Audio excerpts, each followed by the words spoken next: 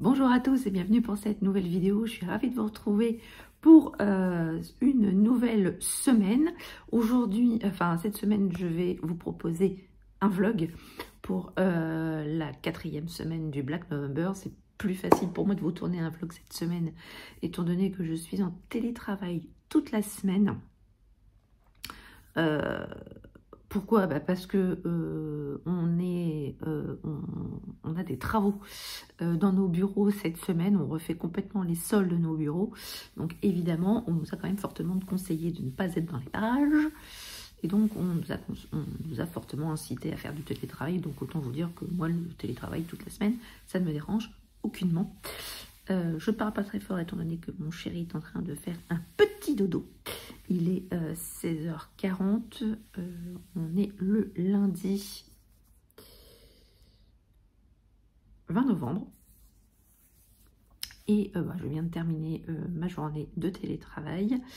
Donc cette semaine, la consigne du Black November est de lire des romans avec traitant d'affaires réelles, de true crime.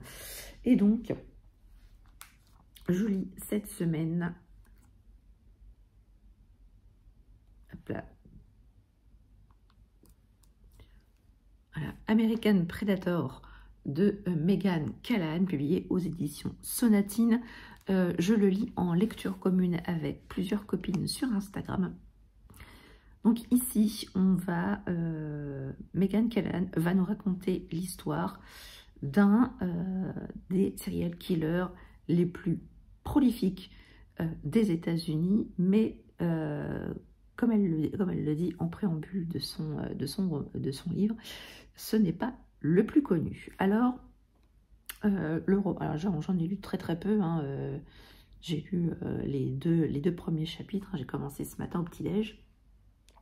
Donc on est sur une affaire de disparition. Le roman s'ouvre avec une disparition d'une jeune femme de 18 ans qui s'appelle Samantha. Elle a disparu un soir alors qu'elle travaillait dans le petit café au bord d'une route, et elle n'est jamais rentrée chez elle. Et donc l'action se situe à Anchorage en Alaska. On va avoir la police locale qui va commencer l'enquête sur cette disparition. Très vite, ils vont appeler le FBI et ils vont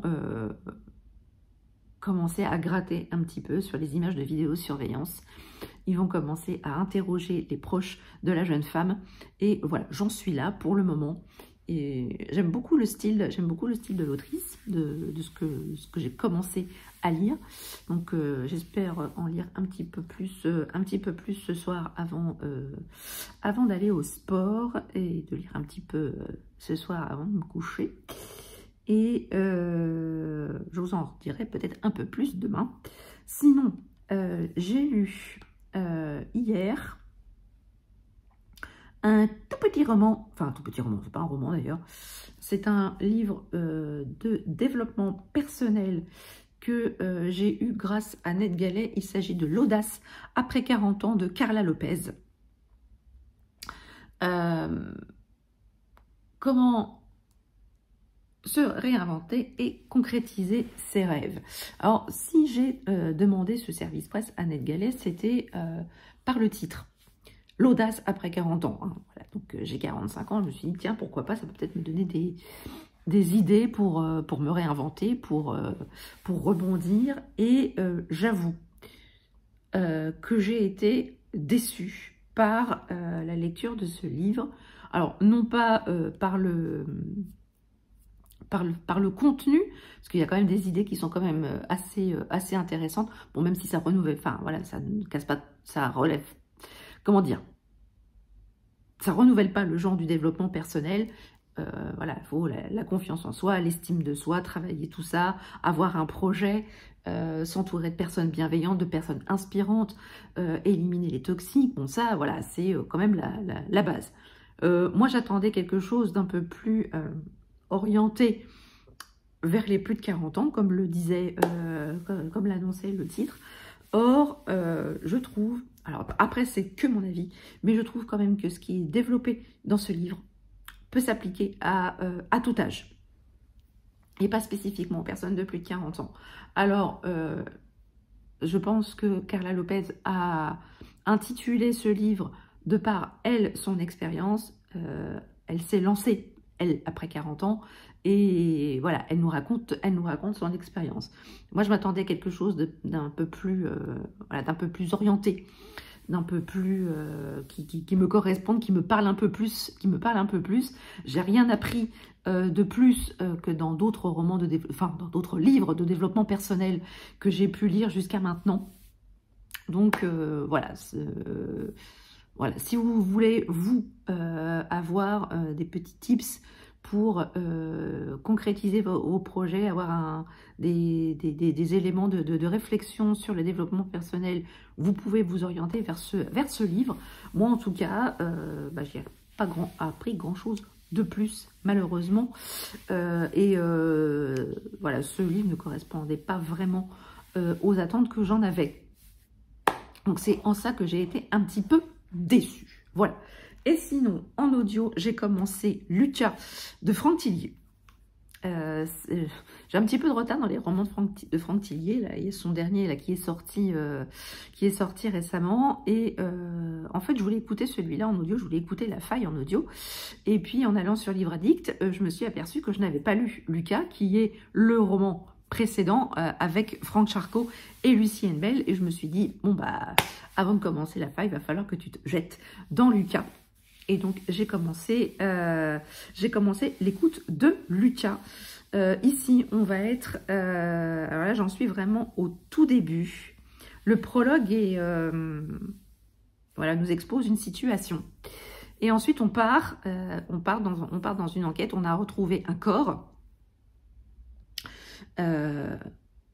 assez méchamment... il est attaqué, hein, ce corps. Hein, il est très très peu reconnaissable. Donc l'examen médico-légal va être une bonne partie de plaisir pour le médecin légiste.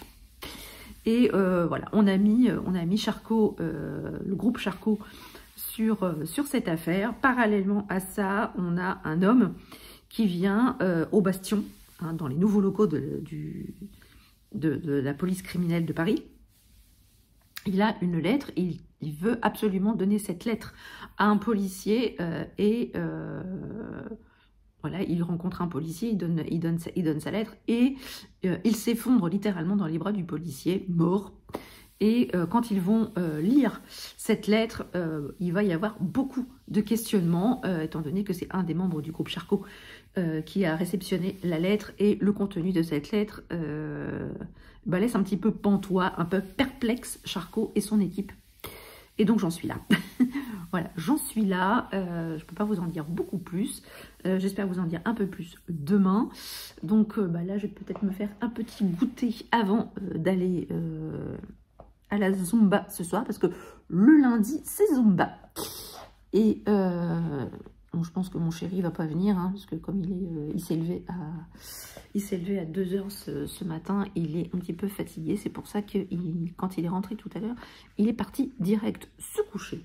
Donc là, je vais voir ce qu'il en est, je vais voir s'il dort ou pas. Et du coup, je vous reprendrai très probablement demain pour vous faire un petit point sur mes lectures en cours. Je vous souhaite une très très bonne soirée et je vous dis à tout de suite pour vous et à demain pour moi. Ouais, coucou tout le monde, on est mercredi 22 novembre, il est 12h30. Je vais aller me faire mon petit plateau repas pour ma pause déj. Donc je profite de vous prendre maintenant. Je ne vous ai pas pris hier parce que j'étais claquée. J'étais claquée, après, voilà, quand j'ai fini ma journée, ma chérie est rentrée, il était crevé parce que il s'était levé à 2 h du matin et il se relevait ce matin donc à 2 h. Il était fatigué, donc, du coup il s'est mis sur le canapé, il a dormi. Et moi j'avoue que j'ai eu un gros coup de barre, donc on n'a pas été au sport hier soir. Ouh, c'est pas bien.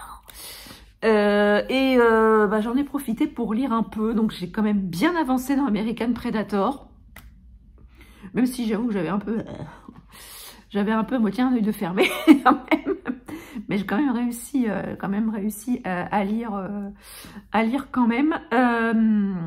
J'avoue que j'aime beaucoup ce que je lis. On est vraiment dans l'enquête, vraiment pur jus avec les enquêteurs. On est très loin de ce qu'on peut voir dans les séries américaines, type Les Experts, Esprit criminel, tout ça, où voilà, on rentre un élément, un prélèvement ADN dans l'ordinateur et 10 minutes plus tard, on a ça match. Là, dans la réalité des faits, c'est pas ça. On s'aperçoit que une requête ADN peut prendre plusieurs semaines avant d'avoir un résultat, qu'il soit positif ou négatif. Donc forcément, voilà, les enquêteurs tâtonnent, mais c'est comme ça que ça se passe dans la réalité. Il peut se passer des mois, des semaines, voire des mois sans qu'il ne se passe rien. Et d'un seul coup, on a un élément qui change tout et qui permet de faire avancer l'enquête. Et là, on est vraiment complètement dans cette optique-là. J'arrive toujours pas à cerner le personnage de Case. Je suis quand même un petit peu à la moitié. J'arrive toujours pas à cerner ce mec.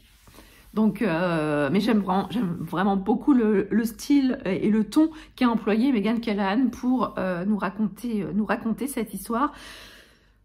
Comme quoi, des fois, hein, des enquêtes et des arrestations, ça tient vraiment à peu de choses. Et là encore, on est vraiment dans cette optique-là.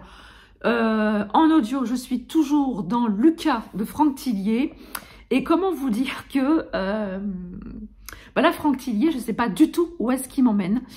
Je suis à presque la moitié du roman et je sais toujours pas où est-ce qu'il va m'emmener.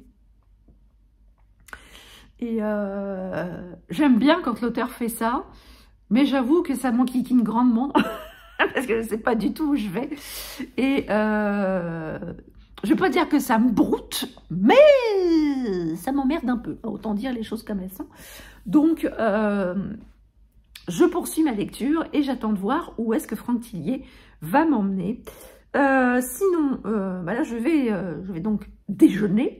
Et je vais donc déjeuner en regardant ma série. En ce moment, je regarde Designated Survivor sur Netflix. C'est une série où il y a 3 saisons avec Kiefer Sutherland. Je ne pense pas que je vous en ai parlé. Donc, pour vous situer un petit peu sur le pitch de départ, les États-Unis connaissent un attentat extrêmement violent et meurtrier. Imaginez-vous le Capitole, qui est le centre névralgique quand même du gouvernement des États-Unis, et la cible de plusieurs attentats à la bombe. Le Capitole est ravagé, le président, le vice-président, tous les membres du Parlement sont morts. Et donc, la fonction de président va échoir aux survivants désignés. Aux États-Unis, il y a un principe qui est que lorsque le président, le vice-président et tous les membres du gouvernement et du Parlement sont dans la capacité de gouverner, or là en l'occurrence ils sont dans la capacité de gouverner, étant donné qu'ils sont tous morts, il y a, voilà, le président désigne un survivant désigné donc. Or, ce survivant désigné, il s'agit de Tom Kirkman, qui est secrétaire d'État à l'urbanisme. Il n'était absolument pas destiné à faire de la politique à si grande échelle. Et il se trouve parachuté complètement, alors qu'il n'a absolument aucune idée de ce qu'est la fonction présidentielle. Il est parachuté en tant que président des États-Unis, président de du plus grand pays au monde. Et donc, voilà, il y a des complots, il y a des rebondissements. J'aime beaucoup. Là, je suis à la moitié de la saison 3, donc je ne vais pas tarder à terminer cette série. Franchement, j'aime beaucoup. Si vous aimez, c'est un peu... il y a un mélange quand même entre Panique à la Maison Blanche, 24 heures chrono, parce que voilà, il y a des complots un peu, voilà, chaque saison a son complot. Là, le complot de la saison 3, il est voilà. Quoique le complot de la saison 1 était quand même assez costaud. Il y a beaucoup de thématiques qui sont abordées dans cette série sur l'immigration, sur les transgenres, sur la santé, sur la vie privée des personnes publiques. Enfin, franchement, il y a beaucoup de thèmes qui sont abordés dans ce roman. Et dans ce roman, n'importe quoi. Oh, quand je vous dis que je suis fatiguée, c'est pas une vue de l'esprit. Il y a vraiment beaucoup de thématiques qui sont apportées dans cette série. J'aime beaucoup. Et bah, du coup, je vais m'empresser d'aller me préparer mon assiette et de regarder mon petit épisode quotidien. Je ne sais pas si je vous reprendrai ce soir. Peut-être que oui, peut-être que non. Et en même temps, pour vous dire quoi, parce que je ne vais pas avoir le temps de lire. Oui, je vais peut-être lire un petit peu ce midi en regardant la télé, mais je ne pourrais pas vous faire d'autres points plus spécifiques. D'autant plus que ce soir, normalement, on devrait pouvoir aller au sport. Hein, histoire de se bouger un peu la couenne, parce que autant vous dire qu'en télétravail, je sors assez peu, voire même pas du tout, je sors que pour aller au sport et pour aller à la boîte aux lettres, et encore je pourrais m'en dispenser étant donné que la boîte aux lettres est complètement désertique. Voilà, il n'y a rien, il n'y a absolument rien, que dalle, que de chi, pas ça. Voilà, donc je ne vois pas pourquoi je descends, étant donné que ma boîte aux lettres est synonyme de vide intersidéral. Donc je ne sors uniquement que pour aller au sport, et comme hier, je ne suis pas allée au sport, donc je ne suis pas sortie. Autant vous dire que je ne vois pas grand monde. Voilà, mon quotidien est ainsi. Donc c'est plus facile pour moi pour vous tourner des vlogs en télétravail, mais j'ai pas grand chose à vous raconter sur mon quotidien qui est d'une tristesse abyssale. Voilà. Sur ce, je vous laisse. Je vous dis à demain pour vous. Enfin, à demain pour moi et à tout à l'heure pour vous avec la joie du montage. Je vous dis donc, je vous souhaite une bonne journée et je vous dis ciao. Re-coucou, on est jeudi 23 novembre. Il est midi, je vais aller faire ma pause déjeuner, mais j'en profite pour vous prendre. Donc hier soir, je suis allée au sport. Ça m'a fait un bien fou. Parce qu'il faut savoir que quand je suis en télétravail, si je me botte pas un peu le cucu, j'ai quand même une fâcheuse tendance à ne pas sortir de chez moi. Un mardi, voilà, mardi je suis pas allée au sport, donc mardi je ne suis pas sortie. Donc hier je me suis un petit peu motivée le cucu et je me suis voilà, on est allé au sport avec chéri et ça nous a fait beaucoup de bien. J'ai lu un petit peu hier soir, mais j'ai vite refermé le livre parce que ça, je dormais un petit peu, hein, voilà. Et donc, du coup, j'ai un peu lu ce matin. Il me reste une quarantaine de pages à lire, donc je pense que je le finirai ce soir, là, d'American Predator, hein, que je lis en LC avec des copines sur Instagram. C'est extrêmement... Le récit est extrêmement passionnant. Il n'y a pas énormément d'action.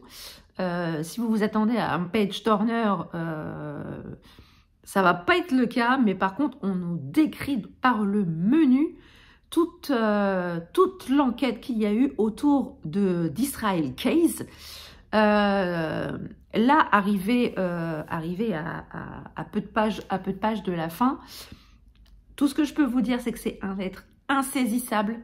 Que franchement, à la place des enquêteurs, de me retrouver face à un homme comme ça, moi personnellement ça m'aurait fait froid dans le dos, même en faisant partie des forces de police, du FBI et compagnie. Il est et comment vous dire que je n'aurais pas aimé me retrouver face à lui en tant que citoyenne lambda. Voilà, c'est tout ce que je peux vous dire sur cet homme. Je vous donnerai mon avis un peu plus complet lors de la prochaine séquence. Je pense que ce sera demain. Sinon, je suis toujours dans Lucas de Franck Tillier à l'audio. J'ai dépassé la moitié et je ne sais toujours pas où Franck Tillier veut m'emmener. Et ça m'énerve. Alors, effectivement, je vous disais exactement la même chose hier, mais au fur et à mesure que j'avance dans le récit, au fur et à mesure, c'est pas beaucoup plus clair. c'est pas du tout plus clair. Et ben voilà, je sais pas du tout où est-ce qu'il m'emmène. On a affaire à plusieurs enquêtes en parallèle et on commence à voir un lien, mais c'est encore loin. C'est encore loin, donc du coup, je ne sais pas du tout vers où l'auteur m'emmène. Et puis, c'est tout. Hein. Je vais poursuivre mon écoute et je vous en dirai peut-être un peu plus demain. Sinon, au courrier, j'ai reçu 2 colis, hein, mais ce ne sont pas des livres. Hein, je vous rassure pas d'ailleurs. Hein. C'est 2 commandes que j'ai fait, une chez Yves Rocher et une sur le site d'une marque qui s'appelle Unbottle. C'est une marque de cosmétiques, gel douche, shampoing, soins du visage, nettoyant visage, gommage, déodorant, sans emballage plastique. Et tout est solide. Alors là j'ai racheté des pains de douche. Alors c'est solide, hein, c'est comme un savon. C'est abricot karité, ça sent super bon. Et là j'ai acheté un shampoing solide aussi, le shampoing tout nu. J'aime beaucoup le concept, j'aime beaucoup les produits. Et pour vous dire, j'ai commandé hier et j'ai été livré aujourd'hui. Ils sont ils sont hyper top au niveau de la livraison. Et sinon, j'ai reçu un des romans qui fait partie de la sélection du Grand Prix des lecteurs dans la catégorie littérature française. Il s'agit de L'enterrement de Serge Carlier, Serge, n'importe quoi. Je recommence. Je le couperai peut-être au montage ou pas, parce que sinon ça pourra faire rire les gens. L'enterrement de Serge de Stéphane Carlier, donc aux éditions Pocket. Alors, je vais vous lire la 4e de couve. L'enterrement de Serge. Gilberte Blondeau, sa mère, qui fera une annonce importante. Brigitte Couchou, sa sœur, qui aimerait que ce soit court. Bernard Couchou, son beau-frère, qui voudrait récupérer les 400 € prêtés au défunt en 1998. On a la tristesse de vous faire part du décès de monsieur Serge Blondeau, qui était un raté, mais il faut toujours se méfier des apparences. Dans sa 64e année, ses obsèques auront lieu le 1er juillet à 13 h en l'église Sainte-Clotilde du Creusot, 71 200. Et il sera question de Daniel Guichard, d'une oreille introuvable, d'un sexto envoyé au mauvais destinataire, de franche rigolade et d'autant de tendresse. Eh bien, cet enterrement promet de grands moments. Alors, il est tout petit. Donc, je vous parlerai de ce livre prochainement. Voilà. Donc, sur ce, je vais vous laisser pour aujourd'hui. Je pense que ce soir, après le boulot, j'irai courir un peu. Profiter qu'il ne pleut pas. Bon, il fait gris, hein, mais il ne pleut pas. Faire une petite sortie. On verra combien je fais de kilomètres et si ma motivation ne se délétère pas dans l'après-midi. C'est surtout ça aussi. Parce qu'il faut aller se motiver pour sortir courir dans le froid. Et j'avoue que là, la période est pas top. Hein. Et pas top pour aller courir le soir. Il fait nuit, il fait froid. Enfin bref, il n'y a rien qui est extrêmement engageant. Mais bon, hein, faut partir sur 3-4 mois comme ça. Et après, on se dit que au printemps, ça ira mieux. Hein, voilà. Et c'est aussi, je le fais aussi et surtout pour voir si mon rythme cardiaque de nuit va se baisser un peu. Parce que ça fait quand même maintenant 15 jours... Un peu plus de 15 jours que j'ai un rythme cardiaque de nuit qui est élevé. Je ne sais pas pourquoi, mais ça commence à m'inquiéter un peu, alors que j'étais contente parce que après les vacances, quand on était parti au mois de mai, j'avais bien réussi à redescendre le cardio au repos. J'étais bien descendue, ça a duré pendant... juin, juillet, août, septembre, septembre, bref, jusqu'à fin octobre, on va dire 5 mois, j'ai été à un cardio qui pour moi est bas. Et là, ça fait quand même 15 jours que je repasse au-dessus des 80 battements par minute la nuit. Je crois qu'une nuit, je suis montée à 92 ou 93. Et bon, de nuit, c'est pas... voilà, c'est pas le... Voilà, quand la nuit, on dort... on n'est pas censé avoir un cardio hyper haut. Voilà. Donc, j'espère que le sport va m'aider à passer une nuit un peu plus sereine. Voilà pour les considérations sportives et cardiaques. J'espère que ce plan ne vous aura pas saoulé. Parce que voilà, j'essaye de parler, de me focaliser uniquement sur les livres et la lecture. Parce que c'est ce qui vous plaît. Hein, et ma vie, voilà, ma vie entre deux ne vous intéresse peut-être probablement pas. Donc, je passe assez vite là-dessus. Sur ce, je vous laisse. Je vous souhaite une très très belle journée et je vous dis à demain. Bonjour à tous, on est vendredi 24 novembre. On est sur l'heure du midi. Je vais prendre ma pause déj. Je vous retrouve aujourd'hui pour vous parler de 2 lectures que j'ai terminées du coup. Hier soir, après le boulot, je suis allée courir. J'ai fait une petite sortie de 40 minutes à peu près. Parce qu'il faisait moche. Je vous disais qu'il faisait gris. Et puis dans l'après-midi, hier, il s'est mis à pleuvoir. Hein. Bon, pas des torrents de flotte, hein, mais ce bon vieux petit crachin de merde qui mouille bien, hein, malgré tout, quand ça tombe. Bon, quand je suis partie, il pleuvait plus, donc je me suis dit, allez hop, j'ai une fenêtre de tir, j'y vais. Ça m'a fait beaucoup de bien de sortir un petit peu. Et du coup, pendant ma sortie running, j'avais mis mon livre audio dans les oreilles et donc j'ai pu courir avec Lucas de Franck Tillier. Pourquoi? Parce que je suis quand même arrivée à un moment du roman où on commençait quand même à appréhender le cœur du sujet, un des 2 cœurs du sujet, des sujets abordés par Franck Tillier dans ce roman. Comme je vous disais, j'avais un peu de mal à voir où est-ce qu'il allait nous emmener, surtout que l'intrigue menée dans le livre n'avait été carrément aux antipodes de ce qui s'était passé pendant le prologue. Je me suis dit, mais c'est quoi le rapport de qui, de quoi, de qu'est-ce? Et donc, dans le dernier quart du roman, on se raccroche peu ou prou à ce fameux prologue et Franck Tillier finit de dérouler son intrigue qui était extrêmement complexe, je dois dire. Afin de bien appréhender les tenants et les aboutissants, il a quand même fini par le cœur de son sujet. Malgré tout, c'est quand même un petit peu glaçant. De ce qui nous entoure. Il aime bien, Franck Tillier, aborder des sujets scientifiques dans ses romans. Lucas n'échappe pas à la règle. On y croise de l'intelligence artificielle, on y croise comment cette fameuse intelligence artificielle oriente nos goûts et oriente ce que nous voyons sur nos réseaux sociaux. Et il y a quand même un sujet scientifique extrêmement flippant. Parce que, bon, on lit souvent ça quand même hein, dans les romans policiers, dans les thrillers.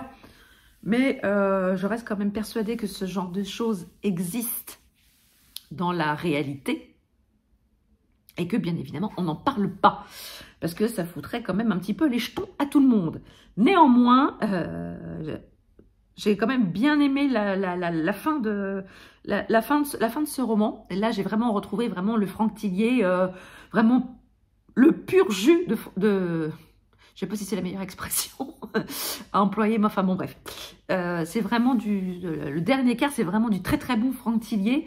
Lucas, ce sera sûrement... Alors, c'est pas mon préféré de tous les romans que j'ai pu lire de Franck Tillier. Dans cette histoire-là, on suit aussi Charcot et Lucie, mais je trouve qu'ils étaient un petit peu effacés tous les deux par rapport à d'autres romans. Là, Franck Tillier, il a quand même laissé un peu plus de place aux personnages secondaires, notamment à Nicolas, qui est membre du groupe Charcot depuis plusieurs années. Audra. Audra qui est la petite nouvelle de l'équipe. Et qui, voilà, elle avait une petite aura de mystère, cette jeune femme. Alors, j'ai compris bien avant Nicolas. J'ai beaucoup ri parce que je l'ai engueulé, Nicolas, quand même. Je lui dis, mais bon sang, mais c'est simple, voilà, c'est devant ton pif, qu'est-ce que t'attends pour comprendre? Enfin, bon, il a compris plusieurs pages, de nombreuses pages plus tard ce qu'il en était, mais j'ai beaucoup, voilà, j'ai beaucoup aimé un peu, oui, j'ai beaucoup aimé, j'ai trouvé ça très, très touchant, cette manière d'appréhender le sujet du deuil, j'en dirai pas plus. Mais voilà, c'est quelque chose qui peut poser question, qui peut faire débat. Mais voilà, il aborde plein de thèmes dans ce roman. J'ai beaucoup aimé la façon dont il a traité ses personnages secondaires. Même si Lucas ne sera pas un de mes préférés de Franck Tillier, j'ai quand même passé un très très bon moment de lecture avec lui. J'ai également terminé American Predator de Maureen Callahan aux éditions Sonatine. Alors, il y a, voilà, les filles, il y en a certaines qui ne l'ont pas encore terminé, d'autres oui. Donc, on attend d'avoir tout terminé pour pouvoir débriefer complètement sur ce roman, ce livre.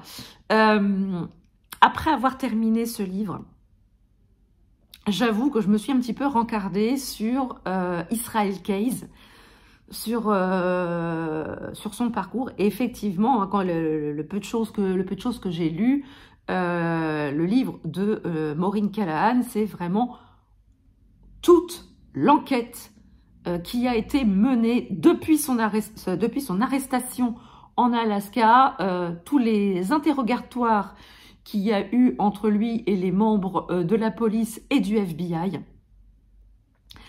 J'ai vu certaines photos où j'ai pu mettre des visages sur des noms qui ont été mentionnés dans ce livre. Et j'ai également vu des photos d'Israel Keyes. Et autant dire... Alors maintenant que je sais que je sais ce qu'il est, franchement, je l'aurais croisé dans la rue, j'aurais fait gloops. Parce qu'il est... Je ne veux pas dire qu'il avait la tronche de l'emploi, mais il y avait quand même un petit quelque chose de flippant. Alors, est-ce que j'aurais eu la même réaction en le voyant dans la rue ou en voyant une de ses photos, ne sachant pas ce qu'il était? Je ne sais pas. En tout cas, ce qui est réellement flippant, par-delà ce qui est raconté dans ce livre, c'est que, et Maureen Callahan le dit très bien au début de son roman, au début de son livre, c'est que la plupart des tueurs en série que l'on connaît, dont on parle dans les médias, ce n'est malheureusement que l'arbre qui cache la forêt. Il y en a énormément d'autres qui agissent en toute impunité, sans être pour le moins inquiétés ni par la police, ni par le FBI.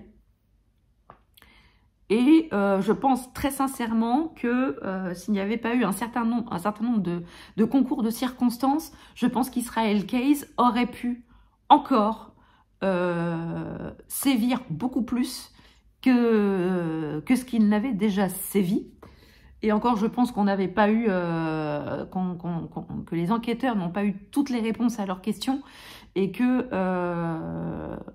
on pourrait aussi imputer à Israel Keyes beaucoup plus de cas que ceux qui lui ont officiellement été imputés. En tout cas, si vous aimez les récits d'histoires vraies, si vous aimez décortiquer la personnalité d'un tueur en série, si vous aimez le récit véridique,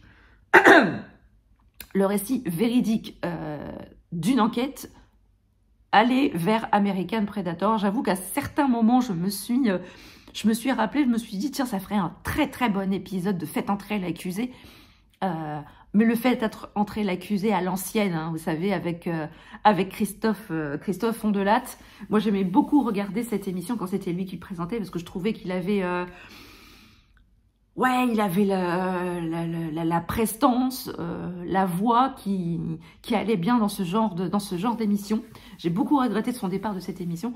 En tout cas, à certains moments, je me suis quand même bien vue dans Faites entrer l'accusé quand j'ai lu ce livre. Voilà, j'espère vous avoir convaincu de découvrir American Predator. J'espère très sincèrement vous avoir convaincu. Voilà. Ensuite, j'ai commencé Le mal que font les hommes de Sandrone Dazieri. J'ai essayé de mettre un petit peu l'accent. Hein, bon, je parle italien comme une vache espagnole, mais bon, c'est pas grave. Vous ne m'en voudrez pas. Publié aux éditions Robert Laffont dans la collection La Bête Noire, avec ce sublime profil de Poiscaille. Et donc, du coup, quand j'ai choisi mon marque-page, je me suis dit, tiens, si je mettais une petite breloque nounours, voilà, il est tout mimi, à comparer de cette tronche-là. Je me suis dit que ça va trancher un petit peu avec l'ambiance de ce roman. Alors, comme vous pouvez le constater, voilà, j'en ai lu à peu près, ouais, à peu près 10% hein, de ce livre. Un petit peu plus. Alors, le roman commence avec l'enlèvement d'une jeune femme qui s'appelle Amala. Elle a, oui c'est ça, 16 ans. Et elle se fait enlever devant le portail de la maison familiale. Constatant sa disparition, constatant qu'elle n'était toujours pas rentrée à la maison, ses parents déclarent sa disparition. Va être appelée également sa tante Francesca, qui est avocate et qui va donc aider son frère et sa belle-sœur à supporter un petit peu l'attente et puis l'enquête qui va être liée à la disparition d'Amala. Et Francesca, elle se pose rapidement des questions car 32 ans auparavant, elle a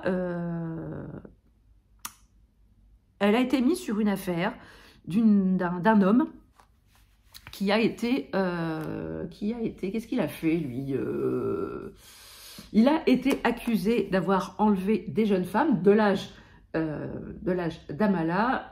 Il a été condamné, bien qu'elle le sache pertinemment innocent. Et elle se demande si l'enlèvement de sa nièce n'est pas peu ou prou lié à cette affaire vieille de 32 ans. J'en suis là. Je ne peux pas vous en dire plus.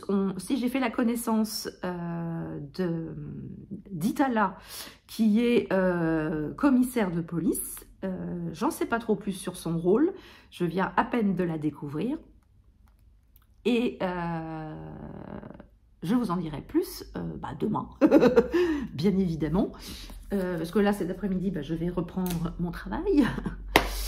En télétravail, une fois que j'aurai terminé ma journée, je vais aller récupérer ma voiture qui passait le contrôle technique. Vous vous en foutez, mais je vous le dis quand même. Voilà pourquoi. Alors, c'est quand même une des raisons pour lesquelles je fais très peu de vlogs. Parce que vous l'aurez compris, hein, ma vie quotidienne, c'est ça. C'est le boulot, la lecture, le sport. J'ai pas une vie de ouf. J'ai pas des réceptions à ouvrir tous les jours, donc bon, forcément, j'aurais pu faire un unboxing de ma commande Yves Rocher et de ma commande Unbottle.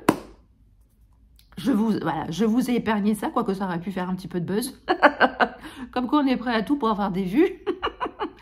Voilà, mais je l'ai pas fait parce que je pense que ce qui vous intéresse dans mes vidéos, ce sont mes avis lecture. Quoi qu'il y a des fois, je me demande vraiment des fois pourquoi les gens me suivent, quoi. Parce que j'ai rien à leur montrer. J'ai pas de chat, j'ai pas de chien. Voilà, j'ai pas d'enfants qui aiment lire à mon grand regret, donc je peux pas faire de plans sur eux. Quoi qu'il y a des fois, ils me sortent des trucs complètement hilarants. J'avoue que j'ai piqué certains fous rires avec eux. Voilà, mon chéri il ne lit pas non plus, puis bon, en même temps, il est pas là, hein.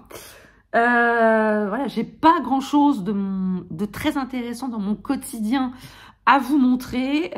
J'ai, voilà, pas comme d'autres booktubeurs beaucoup plus influents qui montrent beaucoup plus de choses. Voilà, moi je veux pas non plus me forcer à vous montrer des choses qui pourraient faire des vues alors que c'est pas moi en fait. Et donc je préfère vous montrer ce que je sais faire le mieux, à savoir de parler de mes lectures. Donc là, l'exercice du vlog, j'en fais pas souvent, bien que à chaque fois vous ayez tous été extrêmement bienveillants, vous avez fait extrêmement bon accueil à toutes les vidéos vlog que j'ai pu faire. Je m'interroge de savoir si je vais faire des short masks comme j'avais fait l'année dernière. Je ne sais pas encore. Alors, je sais qu'il va peut-être falloir que je me bouge le yonf assez rapidement parce que le 1er décembre, ça arrive quand même assez rapidement. Je suis pas prête, les gars. Je suis pas du tout dans l'ambiance de Noël. Je crois que tous les ans, c'est une catastrophe. Je n'aime pas cette période, la période des fêtes de fin d'année, la période de Noël, du jour de l'an, ça me saoule. Et je crois que cette année, c'est encore plus flagrant. Voilà. Donc voilà, c'est tout ce que j'ai à vous dire pour aujourd'hui. Je vous reprendrai demain pour vous... Ah oui, c'est ça aussi que j'ai oublié de vous dire. J'ai commencé une nouvelle lecture audio. Mais oui, j'ai commencé Les Fantômes de Kiev de Cédric Banel, publié aux éditions XO. Donc là, j'en suis au tout début. On est quand même en quelque chose d'extrêmement d'actualité. Vladimir Poutine a attaqué l'Ukraine. On est en pleine guerre Russie-Ukraine.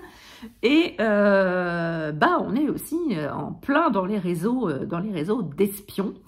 La DGSE, le service de renseignement français, n'est pas en reste. Il y a une certaine opération Ouragan, je crois,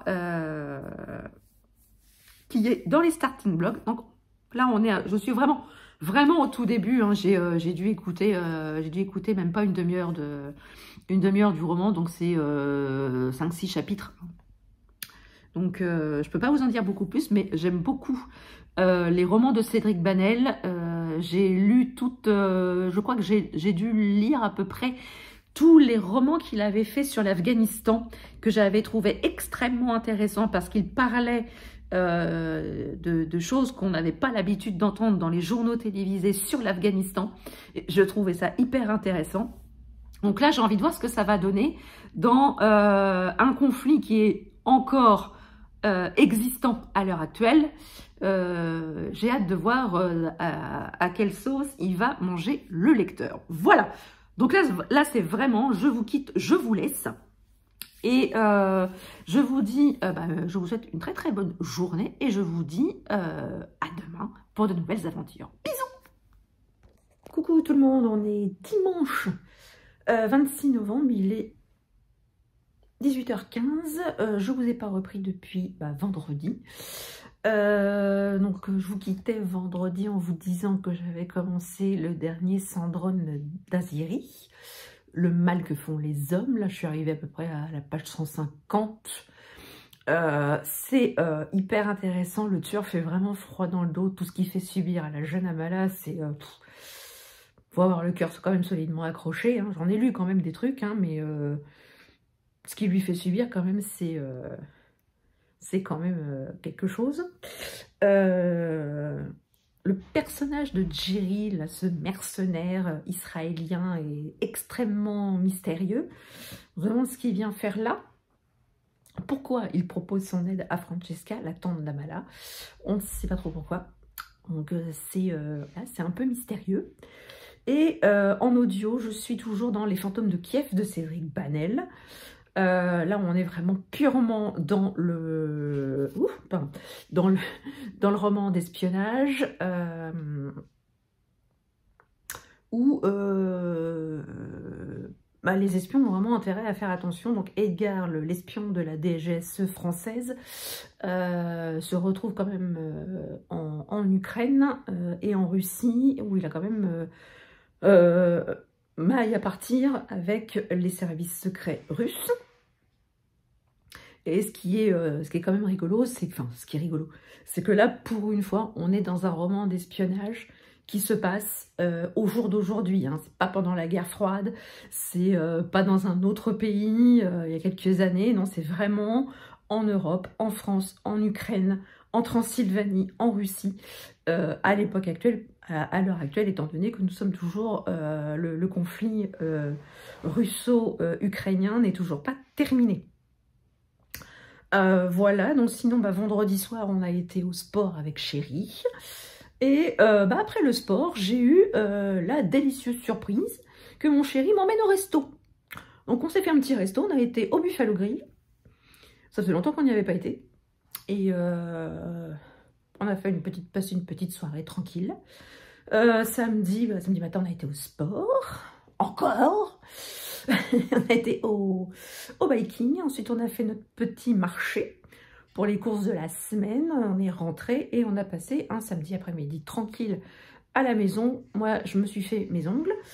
Et après, j'ai bouquiné un petit peu. Et hier soir, je me suis un petit peu endormie comme un gros caca. Je voulais lire un peu plus et puis finalement, je me suis endormie comme une grosse merde. Donc voilà. Et puis ce matin, on a été courir nos petits 10 km. Ça caillait sa race hein, quand même. Il faisait un petit peu froid. Bienvenue dans les runs d'hiver. Et puis on a été manger ce midi chez mes parents. Là, on vient de rentrer et on va passer une petite soirée tranquille à la maison avec un bon thé pour la récupération sportive. Et Chéri va jouer à Final Fantasy XVI. Et puis moi, je vais retourner dans ma lecture de Le mal que font les hommes de Sandrine Dazieri. Pas facile à dire. Sur ce, je vais clôturer ce vlog là maintenant tout de suite. J'espère qu'il vous aura plu. N'hésitez pas à me dire en commentaire si vous voulez que j'en fasse un peu plus ou pas, si ça vous intéresse pas du tout. Voilà, j'espère que vous avoir donné envie de lire les romans que je vous ai présentés dans ce vlog. Je vous souhaite une très très belle semaine, de très très belles lectures et je vous dis à très bientôt pour une prochaine vidéo. Ciao!